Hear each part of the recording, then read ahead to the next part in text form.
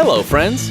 The most important thing in the life of any athlete is, of course, a gold medal or a championship cup. But while some athletes train day and night for the sake of victory, demonstrating incredible willpower and endurance, then others, let's say, choose some easier and not entirely honest ways to score. It's hard and sad for us to admit it, but cheating is quite common in sports. In some cases, it is insignificant and almost harmless. In others, well, it's amazing what people are ready to do to win. Today, we are going to show you 8 stories of athletes who behaved dishonestly. Let's get it on!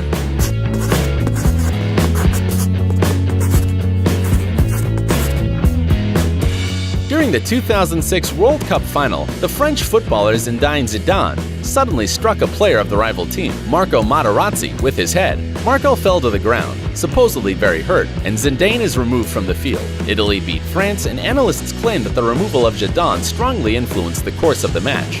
You probably wonder, why is it cheating? Well, turns out it was cunning, well-thought-out plan of Marco Materazzi. On the video, you can see how he says something to Zidane, after which he goes berserk and headbutts him. There were a lot of versions of what he said, and Marco does not feel guilty for what happened. Moreover, he even wrote a book, What I Really Told Zidane, which includes 250 witty possible versions of what he said. Football players are very talented guys and great fellows, no one's arguing with that, but the success of their game often depends on the condition of the field. Marwin Hitz, the goalkeeper of Augsburg, knows this better than anyone. During the 15th match of Bundesliga, when Cologne earned the right to do a penalty kick, the goalkeeper imperceptibly spoiled the lawn around the 11-meter mark. Because of this, the forward of Cologne, Anthony Modeste, slipped and didn't score. Cheating in sports is really sad, so let us cheer you up a little bit. Quite often, athletes are punished for cheating and get permanently thrown out of the game. For example, the pitcher of the New York Yankees baseball club was disqualified for 10 matches for using a pine tar. The fact is that this special cream improves control over the ball,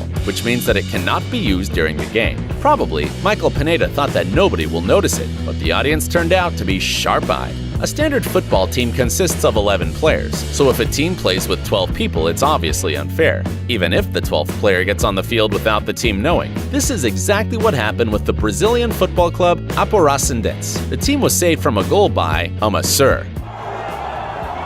The man was supporting his team, and at some point he could not stand it anymore and decided to save the goal. However, he had to run away from the enraged players of the opposing team. Nevertheless, he claims he doesn't regret anything and would do it again.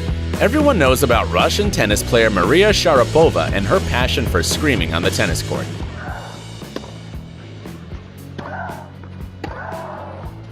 She claims she's been doing so since she was 4 years old and can't help it, but in a sense, it is micro-cheating, because the screams prevent her rivals from focusing, and they don't let them hear the sound of the ball, which is important. Football players are famous for faking pain like nobody else.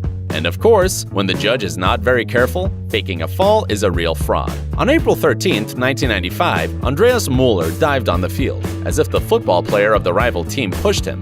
The viewers were indignant. There was so much space that a car could have passed between the two players, but the referee believed the simulation and appointed a penalty. In some cases, even cheating can't lead an athlete to victory. And although Mexican boxer Antonio Margarito held the title of world champion, he had a few scandals in his career. On January 24, 2009, traces of calcium and sulfur were found in the athlete's bandages. These products have an interesting property. Reacting with oxygen, they become plaster-like. Needless to say, such plaster pads on the hands allow the boxer to make more powerful and painful punches. After the incident, Antonio received a year of disqualification, although some believe that this was too little.